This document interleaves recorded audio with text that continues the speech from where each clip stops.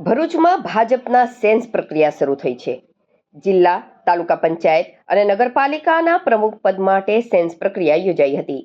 પ્રદેશ સ્તરના નેતાઓની ઉપસ્થિતિમાં સેન્સ પ્રક્રિયા યોજાઈ છે, જેમાં રાજ્યસભાના સાંસદ રમીલા બાળા, પ્રદેશ સફાઈ સેલના સંયોજક સુરેશ મકવાણા અને આઈટી સેલના સંયોજક નિખિલ પટેલ હાજર રહ્યા હતા। ભરૂચમાં સ્થાનિક સ્વરાજ્યની ચૂંટણી બાદ જિલ્લા પંચાયત, તાલુકા પંચાયત અને નગરપાલિકાના પ્રમુખોની વરણી માટે રાજકીય ગતિવિધિ તેજ બની છે। આ અંતર્ગત ભરૂચની એક ખાનગી હોટલમાં પ્રમુખ પદના દાવેદાર માટે સેન્સ પ્રક્રિયા યોજાઈ હતી।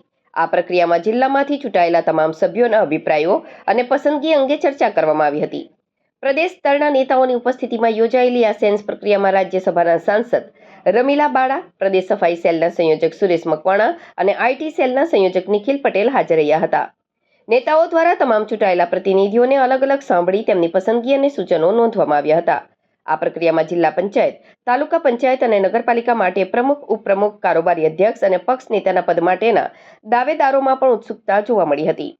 સેન્સ પ્રક્રિયા સમયે સ્થળ પર જિલ્લા પ્રમુખ પ્રકાશ મોદી, મહામંત્રી જિગ્નેશ મિસ્ત્રી, નરેન્દ્રસિંહ પરમાર, પરેશ પટેલ સહિતના આગેવાનો અને ચૂંટાયેલા તમામ ઉમેદવારો અલગ અલગ સમયે ઉપસ્થિત રહ્યા હતા।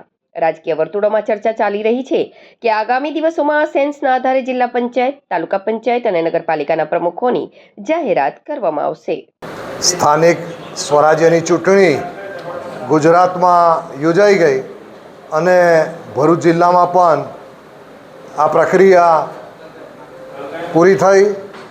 આજરોજ ભરૂચ શહેરમાં જિંજર હોટલ ખાતે પ્રદેશમાંથી નિરીક્ષકો પધાર્યા છે અને આ નિરીક્ષકો જિલ્લા પંચાયત, તાલુકા પંચાયત અને નગરપાલિકા એમાં પ્રમુખ, ઉપપ્રમુખ, કારોબારી સભ્ય, શાસક પક્ષના નેતા અને દંડક આ પોસ્ટ માટે કોની નિમણૂક થવી જોઈએ એની સેન્સની પ્રક્રિયા માટે પધારેલા છે અને અત્યારે જંબુસર જિલ્લા પંચાયત સીટના અને તાલુકા પંચાયતના લોકો જે ચૂંટાયેલા ઉમેદવાર છે, સૌથી પહેલાં રાઉન્ડમાં એમનો ક્રમ છે એટલે અહીં પધાર્યા છે અને સેન્સની પ્રક્રિયા શરૂ થઈ છે અને સાંજે અંતિમ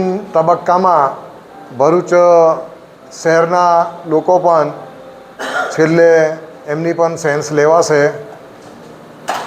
ભરૂચ શહેરની અંદર હાલ પ્રમુખના હોદ્દા માટે મહિલાની પણ ચર્ચા ચાલી રહી છે, એ વાતને કેટલું તથ્યને પ્રાધાન્ય આપશે? એ તો સેન્સની પ્રક્રિયા છે, સેન્સની પ્રક્રિયા પૂરી થાય પછી જોઈએ એમાંથી શું નિષ્કર્ષ નીકળે છે।